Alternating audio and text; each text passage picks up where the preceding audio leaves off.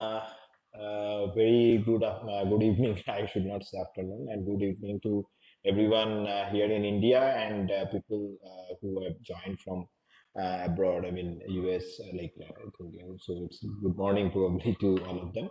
So, first of all, thanks Dr. Chandrakant Kumar and also Kirti Priya for the nice introduction and for explaining the purpose of this kind of workshop that we are having. So I think the first part we had several illuminating talks mostly on the computational electromagnetics. So this part, I think this authorship workshop, how they have planned it, this is, I think it's very timely and very important for most of the young students and as well as the researchers who are from our country and who are working towards developing some solutions in this particular domain.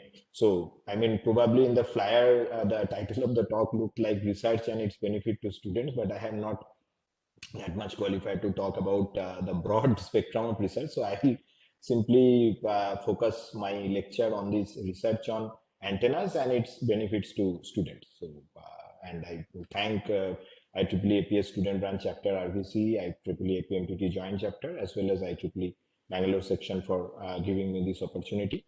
So this is probably, I mean, I gave some lectures earlier under these hosts, but those were mostly on the some focused topic. I mean, multiple input, multiple output antennas or some 5G research, something like that. But today's lecture, I will be, it's a more of a general talk, and I'll try to address the points that Dr. Chandrakanta Kumar raised regarding the publication in good journals. I will try to, I mean, just share some of my views on that. And in case, like at any point you see that I'm not audible or like not the slides are not visible, I request, I mean, either KTPR or Dr. Mahesh to just give me like heads up and maybe in WhatsApp or something so that we can.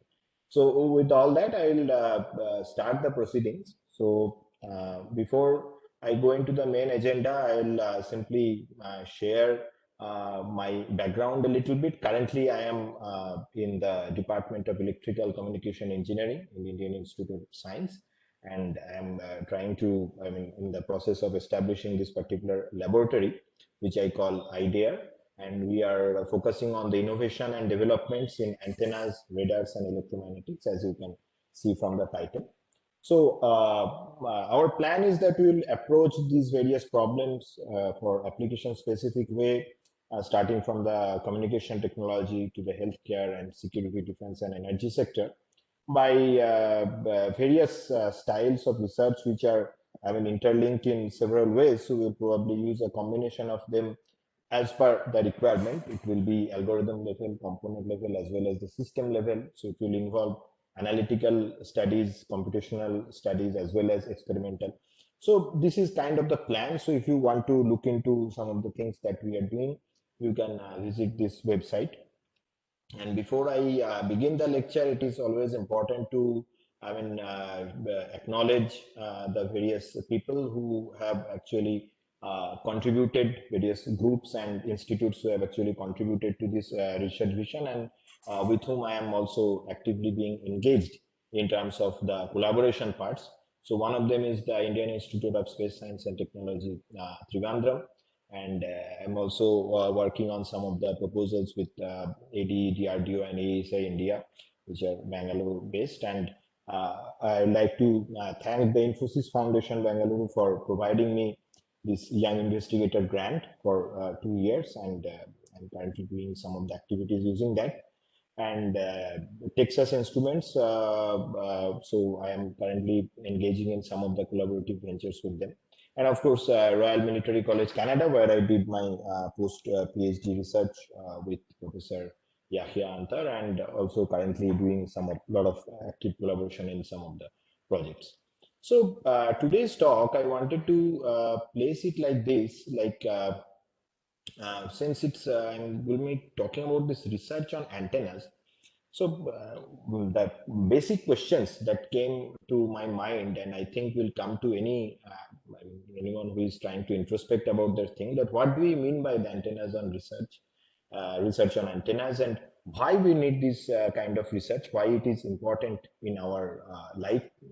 And third most point is how do we plan to carry out this research on antennas? And, because we are talking about it from the benefit of the student perspective, so I think that this is very important. This why this research on antennas is important. That point has to be addressed in a general way. So I will spend most of my time here, and I'll also spend some of the time like trying to organize my thoughts on how I feel that in this particular 21st century scenario, how we can present this subject of antennas and propagation in front of young graduate students, and how they can feel more interested into the topic, and what kind of tools we might require to address these problems.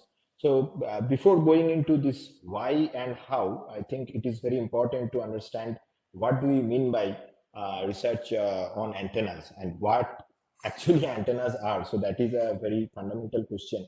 So in order to, I think there is some annotation request, I have to decline it. Yeah. So in order to, I mean, understand the importance of antennas, it is first of all it is important to understand the wireless communication. So by communication, what we actually mean, it is basically the process by which the information is exchanged between individuals or computer-based system through a common mode of like symbols or signs or behavior, something like that. It could be using some digitized bits. It could be, I mean, some analog signal. So it is a process by which the information exchange is happening. And if we little bit look around us, we will find that we can broadly classify this communication into two types of things. One we call as the wired communication systems. One of the interesting example, I mean, it is probably right now not that much part of our life, but at some point it was that we had these wired telephones in our home, and where we could talk to our relatives and friends using the wired phone system. But I guess in a lot of places that is now going to, I mean, it's on the verge of extinction in a lot of places. But another important thing that we have is this like it is not always about the wires. What we are trying to say here is that the information is carried in a guided kind of a path. Like it is not, it has a predefined path, and through which the signal is being carried. It can be a two-way transmission line, it can be a coaxial transmission line, or it can be optical fibers, which are basically being used to this kind of broadband LANs. And I mean, people who are a little bit gaming enthusiasts, and also they would understand the importance of these LAN connections in playing multiplayer games and stuff like that. But now, as time is progressing, we are trying to approach this kind of high data rate and very much stable kind of links using wireless kind of links also.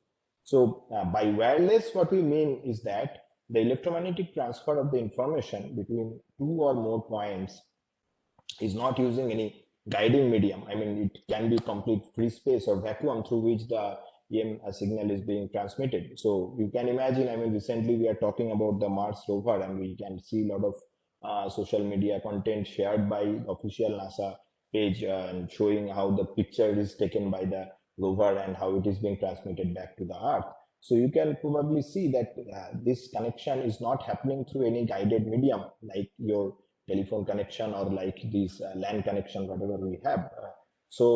That is a critical thing, that we first need to appreciate the fact that wireless communication is extremely essential to facilitate this performance of like long distance communication system. And whenever we are talking about this wireless communication over long distance or whether short distance, whenever we are talking about this wireless thing, we need antennas, because the antenna will be actually to facilitate the communication. There is going to be a transmitter, there is going to be a receiver, and the antennas will be like integrated with the transmitter end, integrated with the receiver end to get this information out in space and again recover it back. So that is how we generally define antenna. I mean, from dictionary perspective, if you see Webster's dictionary, something like this is given. But the IEEE standard definition calls an antenna or aerial as a means for radiating or receiving radio waves. And in computer's language, we can also call it like an interface or a transitional structure between a free space and guiding device. So, I mean, the thing that I was emphasizing upon was that it have a transmitter. Some signal is fed to like it's being processed in the transmitter end, and we want to communicate it out. So it has to radiate it into the free space because there is no guiding medium. So that is the approach we look in from the transmitter point of view. And again, if the signal is being impinging upon any receiving terminal, so that signal is being captured by a receiver. So there we also need a receiving antenna. So that is one way of looking into the thing. And the other thing is we can now look into the physical part where we have this interface. I mean, interface or the transitional structure between the free space and guiding device. So that role is being played by the antenna systems. So, I mean, from the transmitter point of view, people who have studied antenna, I have taken this, I have not mentioned it here, but I should tell that it is taken up from the book, famous book by Constantine Balanis. So it is like the transmission point of view. We have the source over here and we have the transmission line that is a guided structure, and we have a free space here.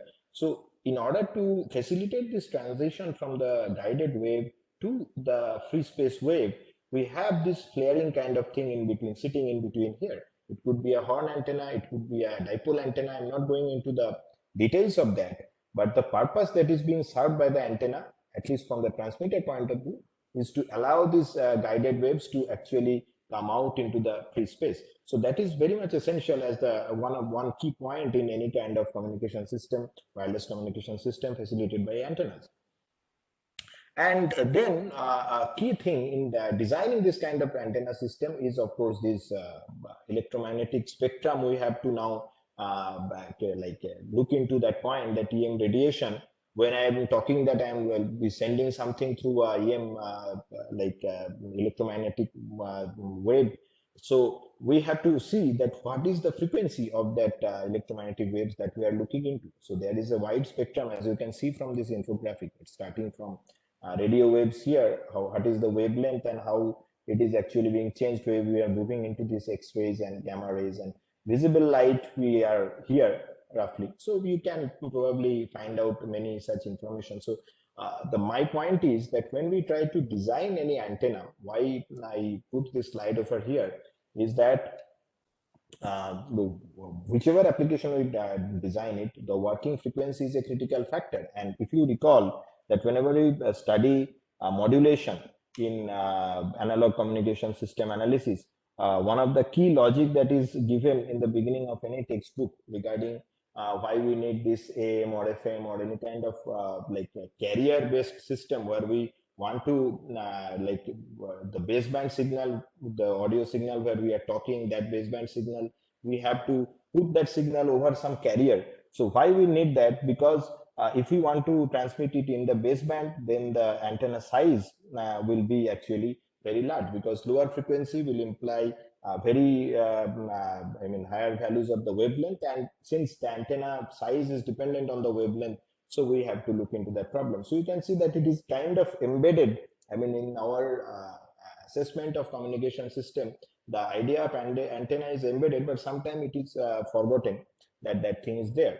So now I would I have probably talked about the point that what do we mean by antennas. So now I'll come to the point that why we need this and research on antennas. So that will actually, the way I will be presenting it, I'll start with some of the use of this electromagnetic wave transmission in the early days when the experiment was done by Hertz, and how in our present day-to-day life, how the antenna is being integrated almost everywhere. I think I recall some of the, I'll maybe spend more time on those points which Dr. C.J. Reddy said during his talk, that whenever we are looking into system around us, be it consumer electronics, be it automotive sector, be it our 5G cell phone. So every system will have its own antenna kind of thing embedded in there. So in order to appreciate that thing, that is, I think, one of the key reasons what I will try to say is because the expertise on antenna will be required from several disciplines. So that is a motivation enough, in my opinion, that the students or the young researchers should take this subject seriously. So I'll come into that when I discuss all these examples one by one. So I'll spend some time on this. So if we go back in time and we look into the early days of wireless communication system, we can see that this is a photograph that is taken from like the early apparatus that was used by Hertz to produce the electromagnetic wave. So it's classic laboratory setup where you can see this spark here is actually producing the electromagnetic wave. I think you can see it, and that electromagnetic waves are creating an electric current in the resonator, and which is producing a small spark in the spark gap. So this famous spark gap experiment, and you can see that the receiver is a small loop, and the detection was by this induced sparking. So there are issues like you can see that this 1887 experiment was conducted in this VHF and UHF frequency range. So the corresponding wavelengths were actually practical for the indoor experiment that he did. So this figure actually I have taken from this website. You can probably visit it and see more details about that. So you can see the timeline. I mean, 1887, this experiment, although the Maxwell's equations and the Heaviside, like work on that, those are theoretical kind of things. But once this experiment actually happened, although Hertz probably did not at that time think more about the commercial aspect of that, or he was not probably that much into that, but slowly it opened new doors. And we, from Indian perspective, we should always remember the works of Jagadish Chandra Bose, and it is recognized by IEEE now, and his works in the millimeter wave research. If you look into that, this 1895, J.C. Bose gave his first public demonstration of the EM waves by using them to ring a bell remotely and explode some gunpowder. So that is a fantastic thing that he did. And if you look into the Daily Chronicle of England, what reported that the inventor has transmitted signals to a distance of nearly a mile, and herein lies the first and obvious and exceedingly valuable application of this new theoretical marvel. So that was done, and he also, described to the Royal Institution of London his research on which are carried out in Calcutta at the millimeter wave wavelength. So right now, when we are talking about this millimeter wave technology being a key part of our 5G systems and all, so we should always remember that this was done almost, you can look into this, almost like 125 years back now. So he used these waveguides, horn antennas, and dielectric lenses, and various polarizers, and even semiconductors at the frequency as high as the 60 gigahertz. So people who are, this picture is taken from this paper. So people who are more interested about this work and how it is recognized by IEEE can maybe look into this. So after that, roughly around same time, you can see that this Marconi's work, which was very significant. He won the Nobel and all for the wireless telegraphy related work. So he in 1896 achieved a transmission distance of 2.5 kilometers using an earth and an elevated aerial at both the transmitter and the receiver, which we call the Marconi antenna. If you look into the structure, it is basically nothing but a typical, simple that lambda by 4 monopole kind of thing, quarter wavelength, ground plane, vertical Marconi antenna. So these are some of the pictures that is taken from. So this is a very, transatlantic communication being achieved through this electromagnetic wave communication. And you can see that, there are many literature on Marconi's work. So the aspects of the antenna polarization and antenna gain, and how he through sheer experiment and using a team of people, how he did this. But there was more a commercial intent into that, how this wireless communication will be actually useful for Navy and the military communication. Those were the main goals in this work. So we started, my point in showing these particular slides were that the research on antennas actually the radio frequency antennas, if I say it more correctly, that it started from almost 100, 120, 130 years back, and now we are looking into our lot of real life things. So one of them is definitely the cell phone handset. So before that, you can see that these military grade AM/FM radios were being used in the during the World War and kind of thing, and then people moved into this like first generation of the communication systems where portable cellular phones were introduced. So this is around the 80s I'm talking about, and this is the kind of handset, I mean, that is being used over here, this Motorola Dynatec handset. But now if we look into the evolution, I mean, after all those years, you can see this is actually taken from this website where they are showing this up to this year 2000. So starting from 1987. So you can see that there are a lot of changes happening in the structure. I mean, this display and this keypad, all these things are there. But in terms of this part, like protruding kind of stuff that was there, it is no longer here. So that is a key thing. Like I mean, there are many aspects, of course, in this evolution, but that is a prominent thing that is noticeable, like in terms of this miniaturization of these handsets and all. And now we are having a present day smartphone like this. I mean, probably after 5 to 10 years, this will become obsolete and we will have something else. But we need to, if we look into the, in terms of the antenna perspective, like you can see a lot of changes is happening. We are no longer having that kind of protruding wire or protruding line coming out of your cell phone. So that will be very difficult to keep it in your pocket. So, I mean, if we look into the evolution of these cell phone antennas, so that actually is the second thing, that why the research on antennas is important. If you look into the development, you will see that by doing this kind of research only, people try to find out the best possible solution that is going to serve this particular system.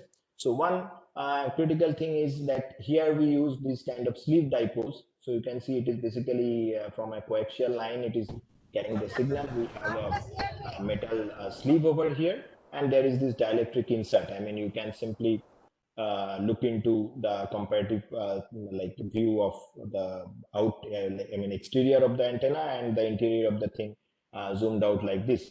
And the idea is that to get like a pretty stable omnidirectional kind of radiation pattern from these sleeve dipoles, so that you can, if you are carrying this cell phone, you can probably catch the signal from several directions. So I mean, uniformly from all the directions. So this is one of the reasons for using these omnidirectional kind of elements. And so next thing is we talk about this. I mean, after the sleeve dipole, one of the things that were prominently used is this normal helix. So this is a figure that is taken by removing that part. I mean, this like whatever outer like casing was there. So this is a very simple helix antenna, and if you just simply log into this Matlab antenna toolbox, you will probably find out the properties of this helix, and you can go into textbooks also. So purpose was the same, but this led to some kind of miniaturization and some interesting properties. Helical antennas are used for this broadside circular polarized radiation kind of stuff also. So this is another evolution in terms of the cell phone antenna. And then now we are looking into this PCB based technology, where we are having a substrate and we are having a feed pin over here, and using the printed circuit traces, we are basically using this meandered monopole and these inverted F antennas. So these things are there. So they are now, we are no longer, I mean, the entire cell phone circuitry is being used on like a PCB board, and on that we have some antenna components on one side. So there's some clearance is needed for that. And so this, I mean, if this is a very busy kind of figure, so you can see that to capture the signal or to transmit the signal at specific frequencies with specific gain, and with sending out the signal with specific polarization, lot of engineering and lot of research has been done in this kind of structure. Whether we need to, where do we place this shorting pin, how do you choose this parasitic element, why do you choose Why do you choose the cuts here and there? So this is not just think of something and make a cut here and make a cut there. So there has to be like research perspective to the entire thing, so that it is fitting in a cell phone model, and after that it is being used for some like practical, a way that we are no longer bothered about how it is operating. We simply think that okay, signal will come like this, but this has a significant amount of research going behind this. So one of the key things, I just wanted to show this kind of figure, that different cell phone models will have like different ways of putting these antennas, and it will lead to this current distribution, whether it's a surface current or volume current kind of distribution over there. So be it a Motorola handset or be it iPhone 4, you can see that the radiation and all this has to be optimized in a specific way. So these cell phone companies are putting in a lot of like research, and not only, simply the antenna design, how this antenna is interacting with the other electronics near this thing, that is a very significant like research area. So my point in telling this is that there are a lot of avenues for antenna designers. At least I have in my limited experience, I have been in touch with some master students and some people who have, after their graduation, they have joined Apple or similar companies. They're of course the work is not only simply on the antenna design, so that thing I'll emphasize on later. But my point is there is a scope of significant amount of research here, and especially when we are looking into this 5G and where we will probably use the MIMO antennas, more number of antennas embedded in the handset. So we have to look into this radiation, we have to look into the mutual coupling and all those aspects as well. Now, I do not want to give the impression that antenna research is only limited to this cell phone kind of analysis. So this is just one example that I took to show you that like this has a lot of significant scope. But another very important thing that is going on around us, and we are sometimes glued to our social media and to the different pages for the updates, that this Mars rover kind of mission. So these systems that are now deployed in the Mars, this is actually picture taken from this website. If you go there, there will be a lot of more similar pictures and more information about that. So I just extracted this out to show that this rover, it has different, low gain antennas as well as the high gain antennas for different purpose. So the antenna that we are using in cell phone, that is not being used in a Mars rover. So there is again challenges are coming based on the application scenario. So that is the point, that is the kind of contrast that I wanted to show, that it has both this low gain and high gain antenna that serves as its voice and its ears. They are located on the this rover equipment deck, which is called its back sometimes. The low gain antenna, so it is not that much directive. It is, you can say that this is omnidirectional, and it sends and receives information in every direction. And the idea is that to transmit radio waves at a low rate to the deep space network antennas on Earth. And the high gain antenna, on the other hand, can send a beam, by high gain. This is also a critical point, that high gain, we are not meaning that there is some amplification in terms of the power. It is basically spatial redistribution of the power. So it is now, you can imagine it's like a torch or something like that. It is sending a beam of information in a specific direction, and it is then steerable. So we can change the direction, and so that the antenna can move to point itself directly to any antenna on Earth. So this is very important, that if you have a steerable antenna, so the entire rover does not have to change in positions to talk to Earth. We can simply steer the high gain antenna and establish the proper communication link to our Earth. So these are, so you can see that in the same system, there are, based on the application scenario, this low gain, and now how this is achieved, how this high gain antenna is achieved, how this low gain antenna is achieved and integrated, and how to ensure that when we install these things into this system, whether it will not interfere with the other electronics or other optics, whatever system that is there. I mean, some changes you can make mechanically that can be good from a mechanical engineering perspective, but that might not be good for the antenna engineering perspective.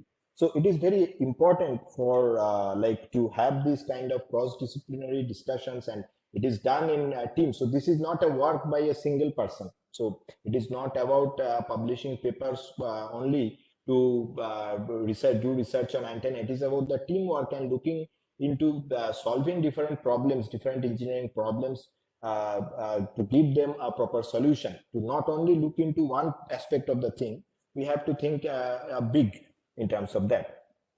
Now again, I mean, from Mars I can bring you to again your day-to-day life, where we have your laptops. We talked about the cell phone, so I will not spend too much time on this, but I just like wanted to show the contrast. I mean, again, now here it is another specific type of system which needs a different way to handle the problem. So this is one of the recent transaction papers for a laptop computer with 8-band, I mean, this LTE and WWAN kind of operation. So here again, the challenges are different. How to place these antennas in a like in a laptop environment. This is another paper. This is sometimes old, but this is also showing. I mean, I was just wanted to show this after removing the outer casing. So how the I mean this large, instead of this large simple patch element, if you integrate with this compact T-shaped patches, and how to place these elements in different direction. So that is again a subject of research, and which is different from that we saw in the cell phones, which is different from that we saw in the case of a Mars rover. And another thing, I mean, again, I will just go into several examples. So antennas for television. So you can see, I mean, this type of, in the left hand side with the picture, that is probably for like 90s kids like us. I mean, we used to see this kind of like antennas installed on our rooftops. But now, if we look into, we mostly have this kind of dish antenna. So this is a one specific type of antenna. It is, you can very crudely or in a very basic way, you can say that it is based on the Yagi-Uda antenna principle. But now this is a parabolic reflector kind of antenna, and the frequency ranges have changed, and so has changed the shape of the antennas and the way to feed it, how to send the signal, how to install it in the roof. So these technologies are evolving. So there is scope for like research in these directions as well. And since I talked about the deep space network when I talked about the NASA thing, so it is very important to, I mean, this one I just took it from the ISRO page, that about the Indian Deep Space Network, and which is commissioned during the year 2008 at Bayalalu village near Bengaluru. So we are proud to see the different missions by ISRO, like the lunar mission and the Mars orbiter mission. So this deep space network, it is having a significant role, and there the antenna requirement will become different. So as per the website says that IDSN complex comprises of deep space antennas around 18-meter and 32-meter, capable of supporting interplanetary missions. So you can see that that amount of diversity, starting from a small cell phone, a laptop, and then we are looking into the space, like I mean from the consumer electronics to the space research, the requirements are different. So the size is changing, the frequency range is changing, and so it is changing the research potential. So it is very important to appreciate that antenna research on antennas is not a single faceted thing. If you look into it, you can probably notice the result of years of research on antenna in this kind of system. And as we are changing, like changing the requirements, evolving, we are growing significantly, the requirements are changing. You can see the radio astronomy applications of antennas, and from Indian perspective, we also have to appreciate the work that is done in the GMRT, and you can go into their website. My purpose is not to explain their work because I am not a part of that thing, but I wanted to, I mean, just instill some like idea about the different works that are being done in different parts of India. So I mean, there are several outstanding astrophysics problems which are studied at meter wavelength, but this large facility, I mean, it's very rare in the world, and it is a important thing that we, from the Indian academia perspective, we have to appreciate and we can think about the amount of research that is needed in these square kilometer arrays and the large antennas that are being set up. The type of research, which again, I am repeating that part, which is quite different from the work, again, that is done for the Mars rover, or that is done for the, let's say, orbiter over there, or something that is in your pocket, in the cell phone. So there are tremendous amount of scope.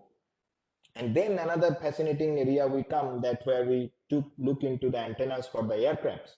So you can, it's a pretty busy slide, so I will not, explain each of these things one by one, but you can just see that how many this kind of systems, like starting from the GPS, starting from the direction finder, and the omnidirectional ranging, and this high frequency radio. So various, and this very crucial is this part. I mean, this air traffic control and traffic collision and avoidance system, and the terminal WLAN network. And from like research, I mean, the defense perspective, we need to look into the tactile. I mean, this is a civilian aircraft mostly, but I think for the defense aircrafts that we see, we are looking into the tactile broadband thing for. So those kind of different application like areas will require significant research of antennas. So why antenna research is important for students? The answer lies here. I mean, if you know about this, if you learn the basic about antennas,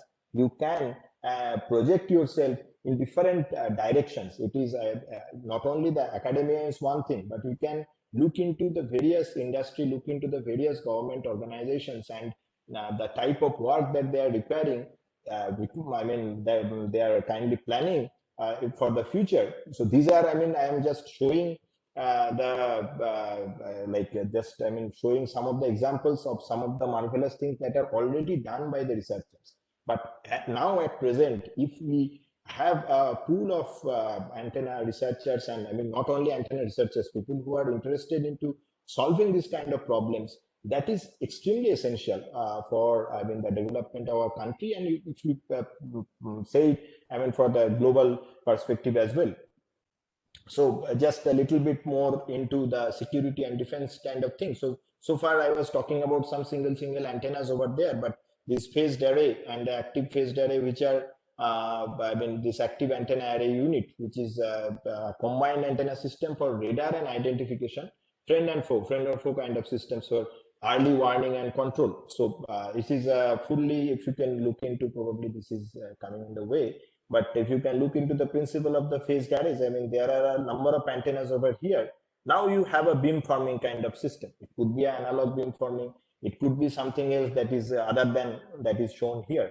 But the point is that this again involves a little bit cross-disciplinary research, like integration of the antenna with a feed network, that will involve a lot of research on the circuit components as well, on the phase shifters that are going to be built, or if you are working with the analog to digital, I mean, the digital beamforming kind of thing, then all those things we have to look into. I mean, the beamformer and all. So these are associated like research components. So you can look into our, I mean, own DRDO website to gain more information here. I mean, regarding how to build this,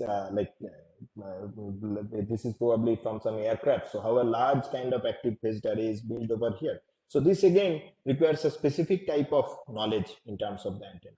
And this part, I mean, something that I presented recently in a conference that was organized by ADE and AESI, that the antennas for this unmanned aerial vehicles. So no longer we are only looking for the manned missions, we are looking into these unmanned aerial vehicles and the drones. So whenever we are talking about this, you can probably assume that if we have a man over there, then a lot of control we can we can trust that person. Okay, he will do certain kind of things. But if it is unmanned, then we have to find a way to control all the electronic behavior starting from a ground station. I mean, if you suppose you are doing some kind of application like this, UAV aided information dissemination and data collection. So you have a UAV, so this human intervention or control part is gone. So you can, but some autonomous way it can operate, or it can operate in a hybrid way. So there are a lot of challenges. So if we are having some interest in this topic, that people can go into this. I mean, this is a kind of summary of the opportunities and challenges. It's done 5 years back. So again, the situation has changed.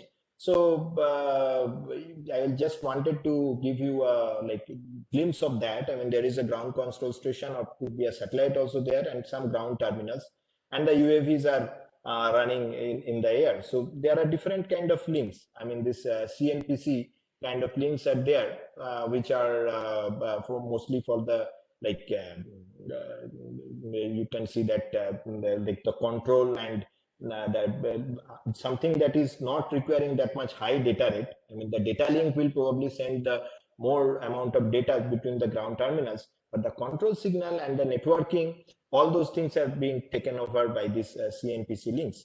And drones now, for biologists, drone might mean something, but for us, drones are something else. So these are the small UAVs. So these are very much critical, becoming very much critical for futuristic warfare. And not only war, so there are, I mean, some other civilian applications, starting from let's say we want to see that whether any fire related damage is being happening in forests or not. So we would like to send a swarm of drones to do that. Or some people are looking into fancy applications. I mean, already those things are there, but telecast of these live match through these drones. I mean, sometimes when we watch IPL and all, so there also, I mean, the information exchange, when we are having this drone in media, there is no wired communication. It is all wireless communication that is happening from a ground station, some control terminal.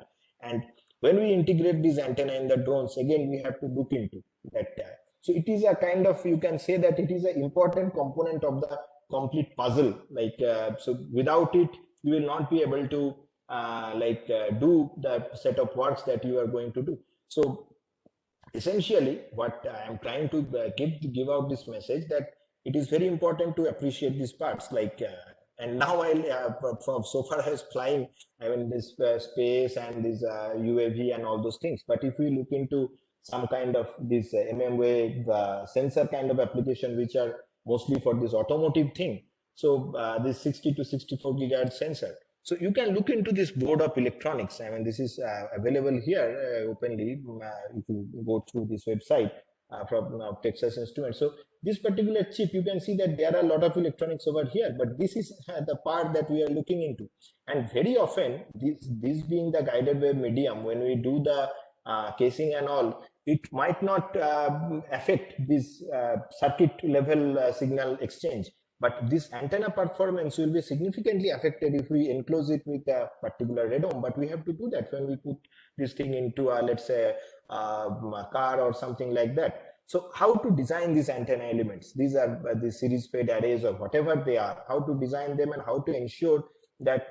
So there is a lot of scope if you look into the semiconductor industry in India, let's say TI or Qualcomm or analog devices and all. So they are all looking the work regarding the RFIC, that is also requiring significant amount of expertise in the antenna, and not only the antenna, but also in terms of the what should I say, like the radome and this in like packaging kind of application. So I mean, and vehicular, I mean, when we are talking about these autonomous vehicles and autonomous cars, we definitely need this type of radar systems inbuilt into the cars, so that it can do the collision avoidance, the type of things that we are seeing in terms of the like automatic collision avoiding system for the aircrafts. Now, if we are looking into unmanned cars also, instead of unmanned aerial vehicles, if we are looking into these autonomous cars, then we have to have very robust this kind of vehicular radar systems. And again, antenna arrays and these beamformer networks and associated research, that is a significant amount of like importance in this. And then comes the antenna. For now we are talking about the Internet of Things, which now might not be, I mean, that much fancy, or might not be that much a big kind of system. The simple Wi-Fi and Bluetooth antennas, which are being in, like in our consumer electronics, let's say it's a fridge or it's some kind of door lock or anything, I mean, which is being going to controlled by like wireless signaling. So there we might need this kind of very compact and very simple antenna system, which have this battery and operated by on a PCB.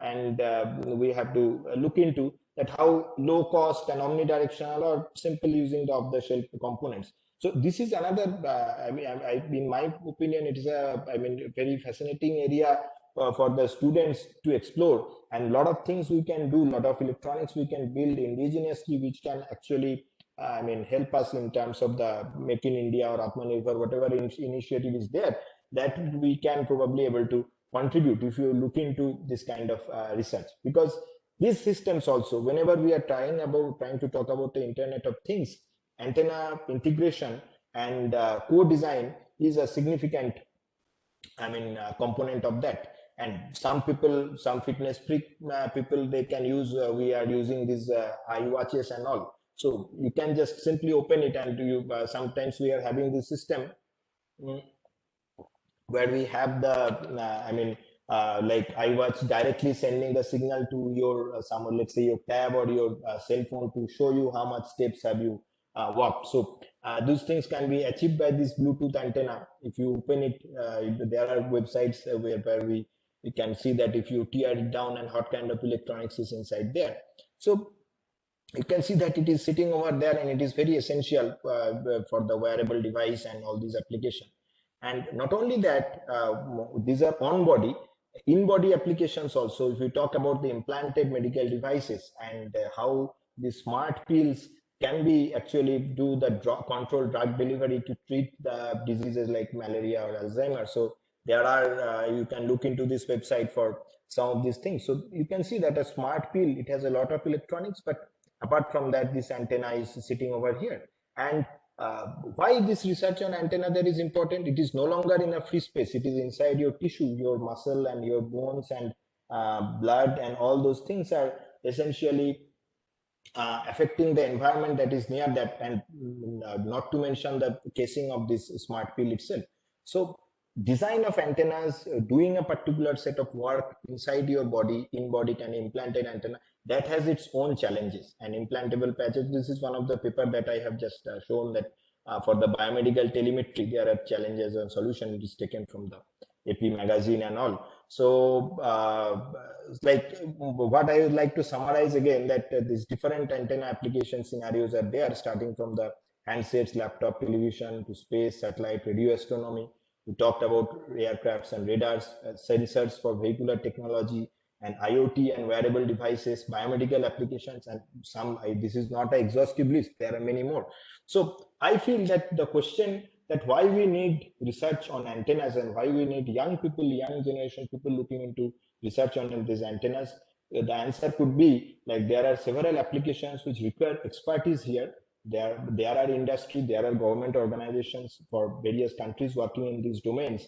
So they will need a trained workforce, and that's why we need to see that we have that kind of motivation instilled in the students and the young researchers, so that they can think of the problem in a holistic way, without any kind of, in my opinion, any kind of bias to a particular area. I mean, that can be based on the personal choice of the student, but as in terms of the instruction point of view, we can at least open up these various avenues. And one of my teachers said that you can bring the horse to the brink of a river, but you cannot always force it to drink the water. You can show the horse the river, but drinking the water, or which river's water, that is entirely the problem of that animal. So it's just a kind of I was trying to make some comparison in there, or so the idea is that there are several research directions where we can look into, and importance of antenna researchers is there. So what are the, now I would come to the third point. I hope I will not take too much time. I think I will just take 5 to 10 more minutes. That some pertinent questions about the antenna operation, and what are the tools available at our disposal to solve these various antenna problems. So I just wanted to think about some very basic things that would come to anybody's mind when we are talking about the antenna. So how these antennas radiate electromagnetic energy in space, and how is the energy and power specially redirected or focused in some directions. We talk about the directive gain of the antenna. How does the polarization of the radiated EM fields matter? Whether the orientation of the antenna will matter. We might have the focused radiation on one direction, but if the orientation of the antenna is changing, it might lead to a situation that we are, although we have some gain over on that direction, we are not receiving any waves. So that could be a effect of the polarization. And how can we ensure that all the power that is launched in the free space, I mean, whatever we are feeding the antenna is actually being launched in the free space? So this will actually now next, after we understand the application paradigms, it will lead to these questions about the operation of the antennas and all. So, and with the modern technology, we look into the MIMO and the arrays and the large systems. So to solve these kind of problems, we then have to be look into the, I mean, the Maxwell's equations and solution of the Maxwell equation in space time. So one of the key things here, what I wanted to, I mean, just briefly go into that, we know that these Maxwell's equation and the boundary conditions are there, and there are these constitutive relations. And whenever we introduce the subject of the electromagnetics, this is a one area where we tend to lose students. I mean, because of the involved mathematics that is there in terms of the introduction. And another aspect is that we know that there is a practical design and implementation and measurement aspects for these antennas. This is just, I mean, summarized from some of my graduate research experience, but the S parameter measurement and radiation pattern measurement techniques and fabrication of the antenna components, the PCB knowledge regarding that is one part. So it somehow appears to be very like cumbersome. I mean, if we want to look into the problem from an analytical perspective and then straight away going into the experiment and all those stuff, so students mostly feel overwhelmed due to the amount of maths sometimes that is involved in terms of solution of the wave equations and all. So after some time, after some expertise, certain things might appear to be falling in place. But for a student who is just trying to understand the subject, that can be a little bit overwhelming, which is according to me. So that is where we can now probably use the this knowledge of computational electromagnetics that has been contributed by several researchers over the past few decades or so, that whether we can use a computer, the computer systems since 1970s and all, we are having this like fascinating boom in terms of the the realization of processors and the associated electronics, like large scale electronics, integrated ICs technology, to be precise. I mean, the integrated circuit technology. So now we have computers and the operating systems and some solvers there developed by various companies and various academic institutions and groups, so which can solve these electromagnetic problems computationally. So unlike I mean, let's say 3 decades back, where we probably did not have all these tools at our disposal, we are now having these computational electromagnetic tools that can actually model the interaction of electromagnetic fields with various physical objects and environments. So CEM has its application in antenna circuits and systems, and the ZMI and bioelectromagnetics, all the things that I hinted into. I mean, this installed antenna performance or the radar cross-section performance of an aircraft, or the antenna, something you might relate it with the IoT kind of antenna over there, or the picture that I showed from the TI sensor thing, that how this antenna is actually interacting with the nearby electronics, and also the cell phone. So this kind of, I mean, the colorful pictures and all these are actually scientific information that is being produced, or I mean generated by proper solution of these various computational electromagnetic algorithms. So starting from the electromagnetic interference problem, or let's say we want to measure how much this specific absorption rate is there in your human head tissues and all. So essentially what I'm trying to say is, when we have this kind of different computational electromagnetic tools at our disposal, I mean, our previous lectures and the entire workshop was focused on that, and Dr. Reddy's talk also, people can, I mean, follow to get a detailed knowledge of that. But I just wanted to summarize the points that various, again, the same thing, like I said, different problems on practical application require different types of antennas. So similar to that, we can draw the analogy that if we, depending on the complexity of the materials or depending on the electrical size, we can choose a wide variety of computational electromagnetic tools, starting from the FDTD or FEM and method of movements to MLFMM and physical optics, geometrical optics, or uniform theory of diffraction. So there are various tools, and the important point, I would not go into the like tools details. I mean, how they are developed. But what I'm trying to picture here is, if we have this kind of tools at our disposal, then we can share that with our students, and the students can actually use these tools to first get an idea about the system. So first, the basic physical aspects of the antennas, how it is radiating, how a simple dipole can be constructed from simple two wires and by feeding some signal in between, and how we can see that, okay, it is radiating in that direction, how the change of the length is actually changing the radiation pattern and the impedance matching.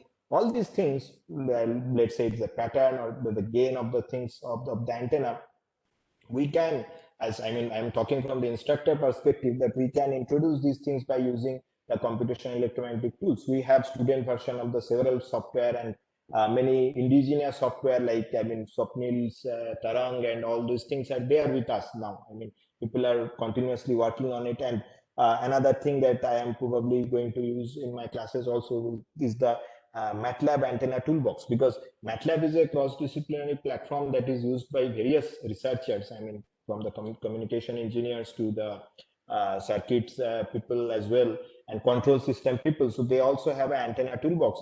So people, whoever has a disposable, I mean, whatever computational electromagnetic tools are there, my belief is that we can use these computational electromagnetic tools to get a basic idea about the antennas before, I mean, going into the analytical techniques. I am not saying that analytical techniques and use of the Green function and the critical study of the currents is definitely needed from the research point of view, but the approach of using the analytical techniques at the beginning can be evolved at the present, because we have like wide array of computational electromagnetic tools with us. And then we can also use these tools to predict the installed antenna performance. Let's say we put the antenna in a base station in a locality, or I mean a Wi-Fi antenna inside an indoor environment. We can see that how it is actually behaving, whether it is the same as what we predicted, or there is some kind of change or some kind of modification is needed by some a priori knowledge of the like, I mean, the environment itself. And not only that, we can also use this co-simulation approach with the circuit solvers. And another point that I want to, before I end, I would like to critical, I mean, this is a point that I also think is sometimes ignored, that we sometimes do some kind of simulation in our solver, starting from whatever, I mean, FEKO, HFSS, CST, anything, we do it, or Matlab Toolbox or Tarang, whatever. So, but when we implement those things in real life, there are some changes. I mean, we observe that, okay, and sometimes we simply swipe it below our carpet by saying that, okay, this conductor is creating some problem. I mean, there is some connector issue. And I mean, when I review many papers, I can see that people have simply ignored that point, just simply write that, okay, the substrate is not good. There is some substrate mismatch issue. Something like that is written.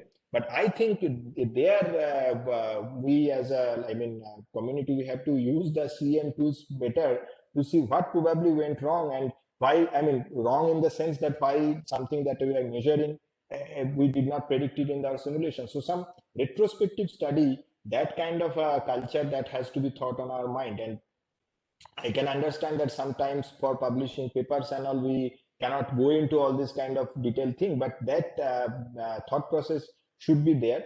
And well, I will thank you for your attention. But before I end, I will again, I mean, some kind of a small propaganda, you can say, that this IEEE Connect, you can visit the Connect website. The paper submission are open. It is a flagship conference by IEEE Bangalore section, and I am currently involved with I'm in the antenna APMTT chapter as a ExeCom member, and also this young professional team as a vice chair. So I will request, I mean, people who are attending to contribute here and join, I mean, the flagship conference by IEEE Bangalore section this year. So with that, I will end my presentation. I hope I did not overshoot much. So I'll be happy to take any questions that are there from the audience. Thank you. Thank you, Dr. Devdeep Sarkar, sir, for your detailed explanation on history of antennas and also starting with all the applications. I think you have covered all the wide variety of applications. Thank you very much. Yeah. And now there is a question from Prasanna. Can you please suggest where research can be focused on biomedical applications? Yeah, I mean, biomedical application, I think I probably showed one slide on that. I mean, so that is one. I mean, for biomedical thing, the way I will say that it is on body and on body to off body and in body kind of thing. So this is some research that we are also presently doing with some of our colleagues from IIST Trivandrum and some people in RMC Canada. So basically, there are a lot of scopes in terms of the implantable antennas, in terms of the wearable antennas. So you can probably just simply go through the, I mean, explore to see the IEEE explore to see the detailed literature. So in-body application, implantable application, and wearable application. So I think the biomedical research, just a very crude way to say. So this is what you can look into. Yeah, thank you, sir. I think that's the only question. Yeah. And yeah, that's all. So now I request Dr. Sija Reddy, sir, you have some comments. So. Yes, yes. Thank you very much, Mahesh, for this opportunity. And also, Devdeep, I think a very nice presentation. I've not seen such a very comprehensive one within 1 hour, I guess, by covering all the applications. Very nice. I think it should be very inspiring for the students and other people in the audience. Thank you. And also, I think for the audience, I guess now Devdeep and myself are the co-committee members, I guess, for the APS Young Professionals committee. And one of the reasons why I wanted to attend this one, maybe I won't be able to attend tomorrow, is that these are kind of talks we want to give to young professionals to encourage them to see the breadth and the scope of antenna research, right? And not only that, they can benefit by doing the research and also getting into good jobs. Nowadays, with the big companies like Apple, Google, and Amazon, you name it, I guess, they're all looking for antenna engineers. And this is irrespective of the defense side, where they are facing a lot of problems not finding the right talent. So there are infinite number of possibilities. At the same time, personally, that there's a professional growth and financial growth that can be achieved. So such presentations, I guess, should encourage students and young professionals to come up with that. I have a few more comments, Mahesh, I think, if you have some time. Yes, sir. Please go ahead, sir. One thing I just want to comment on the simulation tools that David briefly touched upon at the end. To me, I guess the tools are tools, right? It's like a hammer. You take a hammer and you want to take the right hammer for the right job. If you want to do a small nail, you don't want to take a big hammer and then you take the small one. So the user discretion on how to use the tool is very, very important. Tools are there to just to help you understand the problem. So I also like the last slides you put in. Of course, you can use the tool to understand the problem and also solve it in a proper way. Somehow, relate that to the theory, into Maxwell's equations that can broaden your horizon, I guess, in a way, I guess. So going back to my old days in the 80s and those kind of things, we did not have the tools. All we have to imagine is using the equations, right? Equations are also nothing but some kind of a language, right? You say sinusoidal wave. Instead of drawing it, you say sine of so and so, it'd be described. So that from there we come to where we can do nice color pictures to visualize what's really happening. So this is a luxury that young professionals have. I think they should be able to make use of it. Just to close on this particular topic, I give this example that when people went to moon in first time in 1960s, they did not have any computers, they did not have any simulation tools, but they could go to the moon. Now with all these tools and the computational capacity we have, I think we should be going beyond our solar system. If you extrapolate over the time, I guess, right? The one Yes. And with that, I also, Chandrakant, I think you mentioned some nice topics in the beginning. I may not be able to participate tomorrow. It may be a topic for tomorrow, but I if you have a few minutes, I guess I would like to cover some of them as well from my own personal perspective. One, of course, Chandrakant, you mentioned a nice statistic saying that how the various countries of origin are contributing to transactions in IEEE and those kind of things. And obviously, I mean, in my old days, I guess, when I was doing PhDs Kharagpur, when you look at transactions, IEEE antennas and propagation or MTT, it's mostly the US and Europe main contributions coming from there. And of course, the rest of the countries, very little, I guess, publishing in those things once in a while. Now, if you look at them, I think you put 60 or 70% coming from China and rest of them coming from other countries. I think one of the reasons why that happened seems like the Chinese government has put a lot of effort into research and encouraging, many even publications are very much encouraged. You publish in an international journal, I don't know personally, but I'm thinking that there may be some financial reward or very good encouragement, I guess. That seems to have brought up their research from very little to now. I think they're dominating every transaction you see. In this respect, personally, my experience was when I joined for my PhD, my supervisor told me one thing. Of course, he used to call me Reddy, I think, not CJ. Reddy, I'm telling you that you're on your own. I'll give you guidance, as David said. You can only take to the water. You have to drink the water yourself. But I would like to see at least 5 publications in IEEE transactions for me to accept your thesis. If without those 5 IEEE transactions papers, I'm not going to accept anything. So actually, I took that to heart, and I started. First thing I did was, okay, once I finished a little bit of work, send it to MTT for my thing, and to my surprise, it got accepted in 90 days. So I was very encouraged. But one thing that gave me, not only publishing is very satisfying experience, especially when you're a PhD student and it gets published in IEEE transactions, but also they gave very valuable feedback from the reviewers. So actually, while I'm also talking to my supervisor about how to answer those reviews and how to change my manuscript and those kind of things, essentially I'm going through my own PhD exam, but through these reviewers. Right? These are all international reviewers. They put a lot of effort into reviewing the paper and giving the feedback. So by the time I finished my 5 papers, it was a cakewalk to submit the thesis and exam and all those things. There's no problem because I already went through the rigors of these people reviewing. That is something I would like to suggest, maybe to all the PhD supervisors, is that encourage your students to publish in not I know nowadays there are thousands of open journals. Sometimes I'm a bit I'm not talking about IEEE open journals. I'm talking about commercial open journals.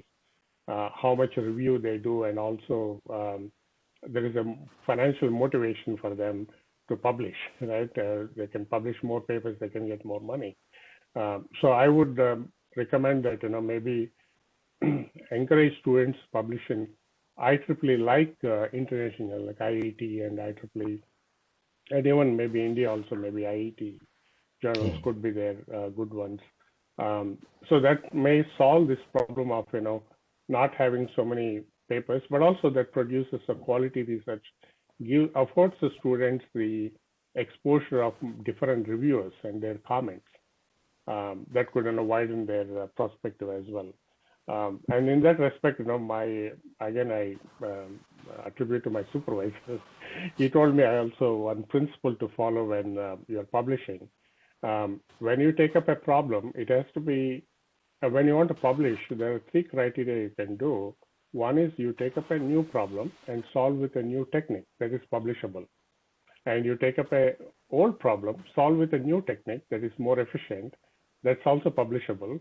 You take a new problem, solve with an old technique, that's also a publishable one. But you can't take old problem and solve with the old method. and expect that to be published.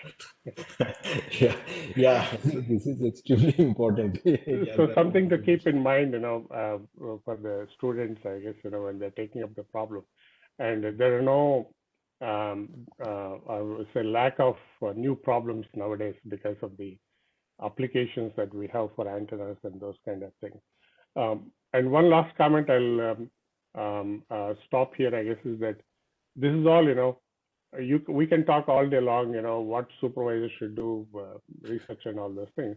It comes down to individuals, their interest in the topic, personal interest, and then that interest followed by intellectual curiosity, how these things are happening. Like you put a nice questions at the end. If you can answer those questions yourself by reading the books and understanding it, that's all there to it. I don't think there's anything more than you need to learn. You can solve any problem you like if you understand the problem and those kind of things. And to me, I guess there is nothing complicated in any of these things, though the equations look complicated. Once you understand, once you have that intellectual curiosity and understand, everything is simple. It comes down to basics, I guess. So with that, I wish everyone best, in their research. And Devdeep, thank you very much for your nice talk. I enjoyed it. So I close my comments here, Mahesh. Thank you very much for the time you gave me. Thank you very much, sir, for your valuable comments. Thank you very much. Chandrakant, sir, you have anything to say? Thank you, Mahesh. First of all, let me thank Devdeep for a very nice perspective that he has presented. And special thanks for bringing up this slide, whatever he is displaying now. So all the researchers are encouraged to submit papers in this conference. And one interesting thing is that if you are submitting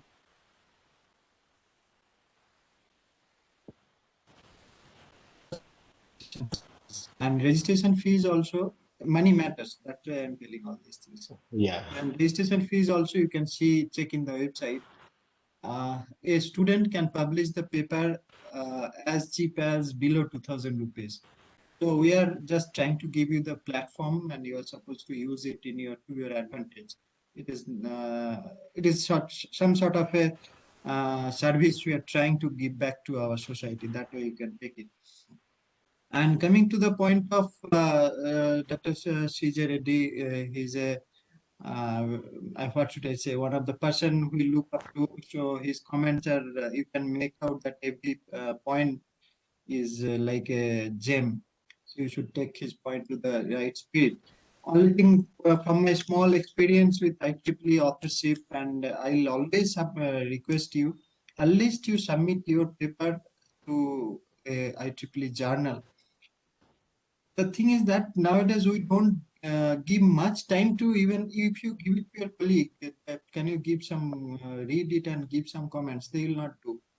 But those reviewers will precisely, they'll go through meticulously, they'll go through, give some comments.